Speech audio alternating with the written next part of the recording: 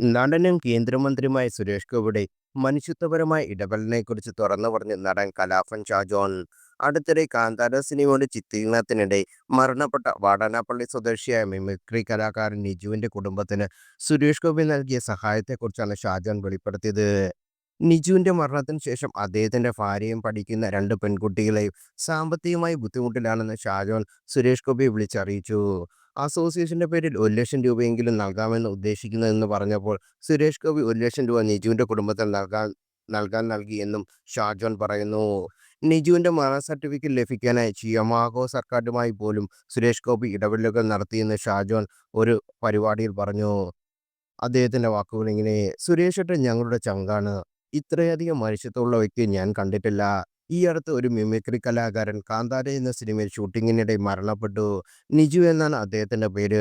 വടനാപ്പള്ളി സ്വദേശിയാണ്. ഞാൻ മിമിക്രി അസോസിയേഷന്റെ സെക്രട്ടറിയാണ്. പ്രചോദാന ട്രഷറർ. സുരേഷ് ഏട്ടൻ ഞങ്ങളുടെ രക്ഷാധികാരിയാണ്. സുരേഷ് ഏട്ടൻ, ദിലീപേട്ടൻ, ലാലേട്ടൻ എന്നിങ്ങനെ 3 പേരാണ് രക്ഷാധികാരികൾ.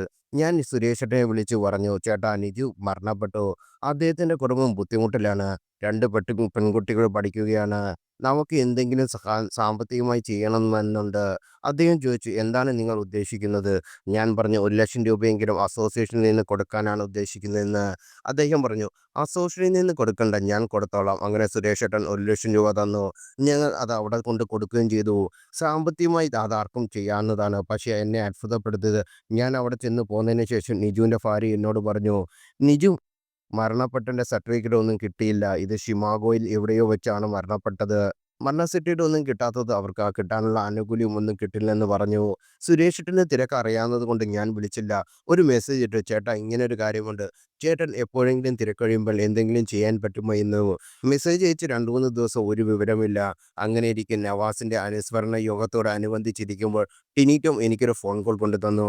സുരേഷേട്ടന്റെ ഫോണായിരുന്നു. ഞാൻ പറഞ്ഞു, സുരേഷേട്ടാ, ഞാനൊരു മെസ്സേജ് അയച്ചിട്ടുണ്ട്. അപ്പോൾ ചേട്ടൻ പറഞ്ഞു, അത് ഞാൻ വിളിച്ച് ഏർപ്പാടാക്കിയിട്ടുണ്ട്. എത്രയും പെട്ടെന്ന് അത് റെഡിയാകും. അതൊക്കെ റിസപ്ഷനിൽ ചെയ്യേണ്ടതല്ലേ? അതേക്കുറിച്ച് നമുക്ക് പറയാം. ഷാജോൺ പറയണ്ട, ഞാൻ പറഞ്ഞു വിളിച്ച് എത്രയും പെട്ടെന്ന് ശരിയാക്കി തരാം. ഇങ്ങനെയൊക്കെ എത്ര ആളുകൾ തിരക്കിൽ നിന്ന ആളാണ് അദ്ദേഹം. എന്നിട്ടും എൻ്റെ ഒരു മെസ്സേജ് കണ്ടിട്ട് അതിൻ്റെ പിറകെ നിൽക്കുന്നതാണ് അദ്ദേഹം. കഴിഞ്ഞ ദിവസം അദ്ദേഹം എന്നെ വിളിച്ചു പറഞ്ഞു, ഷാജോണെ, ഞാൻ ഋഷഭിനോട് സംസാരിച്ചു. ഷിമാഗോ എംപിയോട് സംസാരിക്കാൻ അത്രയും വേഗം പെട്ടെന്ന് ശരിയാക്കും കേട്ടോ. നമ്മുടെ സ്വന്തം ചേട്ടനെ പോലെ കൂടെ നിർത്തുന്ന ആളാണ് സുരേഷ് ഗോപി എന്ന് കലാഭൻ ഷാജോൺ പറയുന്നു.